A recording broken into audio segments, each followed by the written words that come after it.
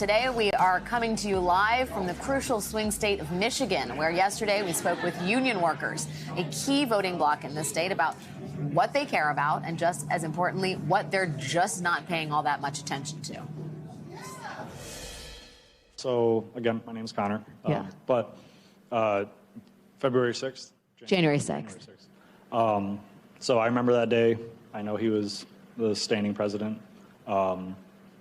I'm not familiar with the charges that are being brought against him for that.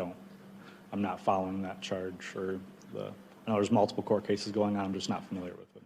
And so, do you think I mean, that doesn't sound like it's going to be a factor in deciding who to vote for. No. If you're watching this show tonight, odds are you watch a lot of news. We thank you for it. Odds are you know quite a bit about January 6th and the litany of criminal and civil cases brought against Donald Trump.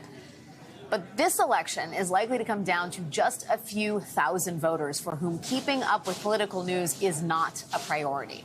So how do you reach this vanishingly small group of voters who don't fit into traditional political models, who don't conform to typical political profiles, who are frustratingly elusive, and who might end up determining this entire election?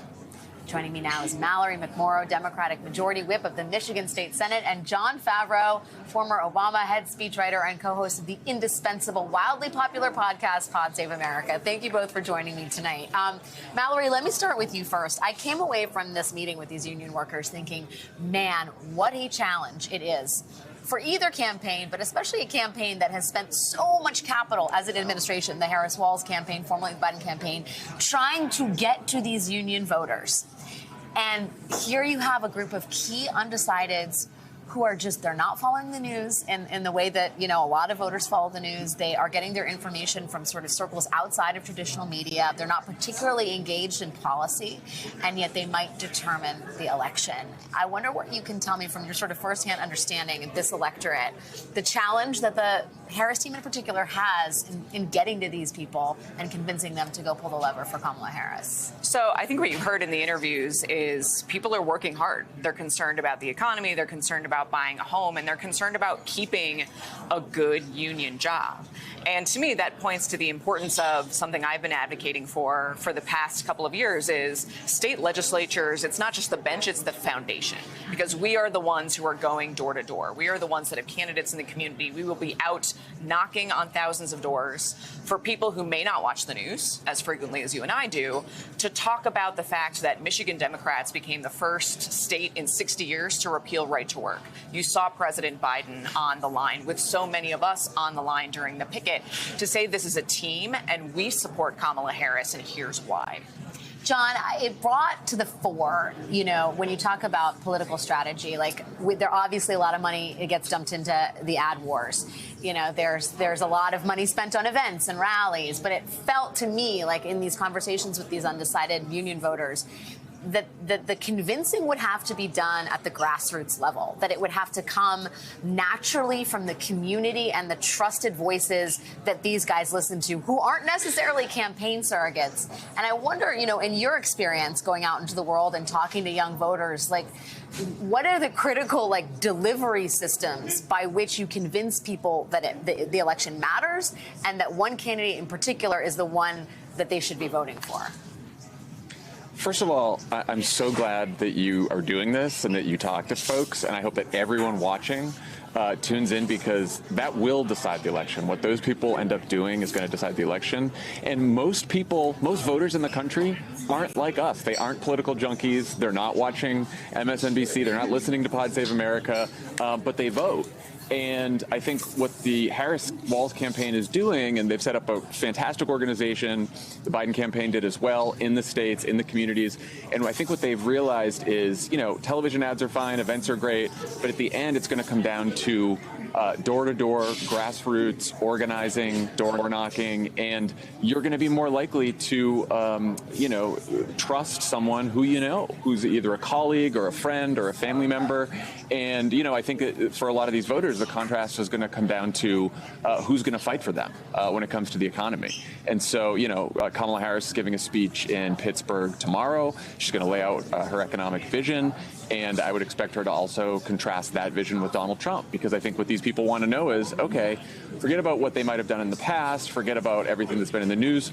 Who's going to fight for me? Like, what is each candidate going to do for me? And I think that, the Harris campaign will be making that case, not just from Kamala Harris, but from every single person in that organization, including the thousands and thousands of volunteers they have.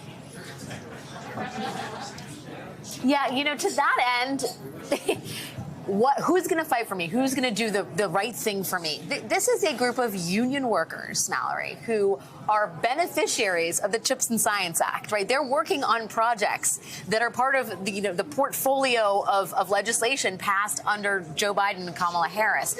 And yet there seems to be a real disconnect in terms of how they feel about their job prospects and the economy and what Joe Biden has done specifically for them, literally for them in the state of Michigan, in their own livelihoods. And I would imagine, therefore, that the people in the union who can explain the reality of what this Democratic administration has done for these particular union workers are going to be the key to Harris winning. Justin Palmerville is, I believe, one of the union elders at Local 85, and this is actually what he said to these union workers at the end of this meeting. I want everybody to hear this, because I think this is actually how you win the votes. Let's take a listen. Thank you for spotlighting Saginaw County. And it's been a great deal. And one thing I did want to address, so this room knows, is the Science and Chips Act. They're not kidding. We have Hemlock Semiconductor in this county, and anybody that's working on Project Phoenix or at Hemlock Semiconductor is making money directly out of the Biden administration bills signed. That's something that we probably should have done a better job educating on. If you're fabbing at W. Soul Shop, or you're fabbing in any of these fab shops that are sending stuff out to SK Siltron or Phoenix or HSC, it's Science and Chips Act money. That is Kamala Harris and Joe Biden. That's the ball game, right? That's exactly it. That's it. It is, how do you connect? When we hear the CHIPS and Science Act, those of us who think about policy all the time, we know what that is in almost the academic sense. We know the dollars and we know what it's for.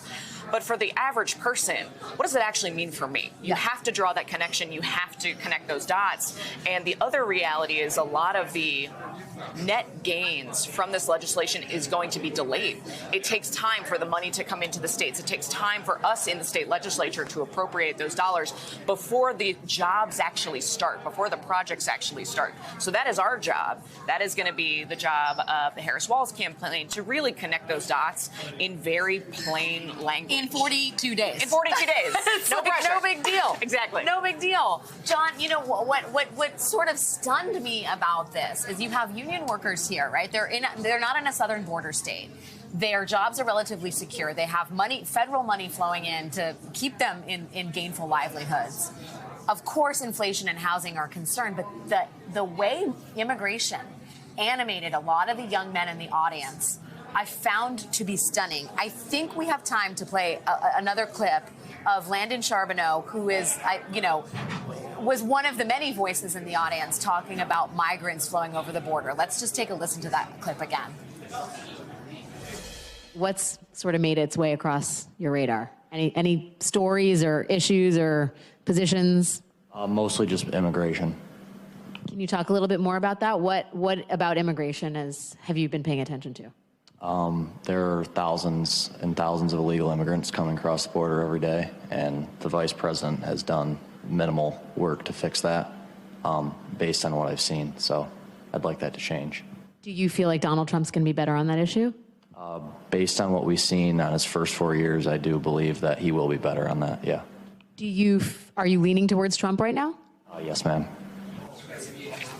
John, this seems to exist. I mean, the emotional pull of Trump's argument on immigration for these young white men seems to be independent of economics. It feels like it's something deeper, and I think the work of potentially the first lady, the first female woman of color as president, it's even harder for her to articulate, the reassurance I think young male white workers need about a changing American demographic. I mean, how do you look at the pull that Trump's immigration rhetoric has on a group of people who are not on the front lines of their jobs being replaced by migrants?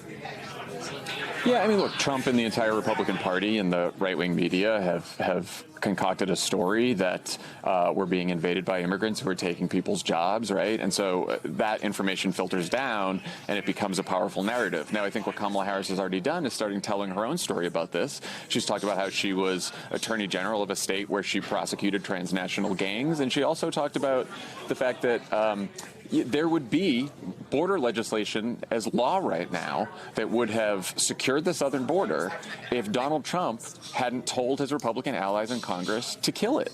And, you know, she said in the debate, he doesn't want to solve the problem. He wants to run on the issue.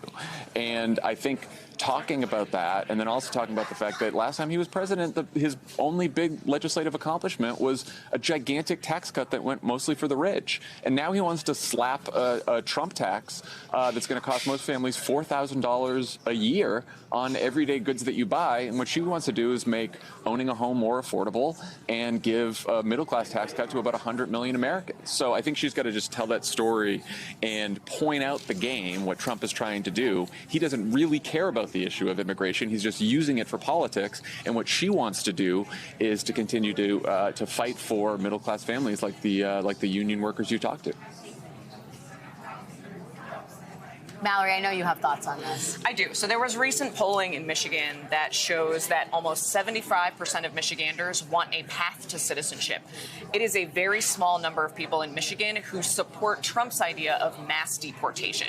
This is an area where I think Vice President Harris should lean into her prosecutor credentials, talk about prosecuting transnational gangs, and push back on the fear-mongering and the lies that Donald Trump and J.D. Vance are painting all immigrants, even legal immigrants. Look at what is happening in Springfield, as if it is this mass, horrible problem that does make these workers feel like their job is at risk when it's not. Yeah.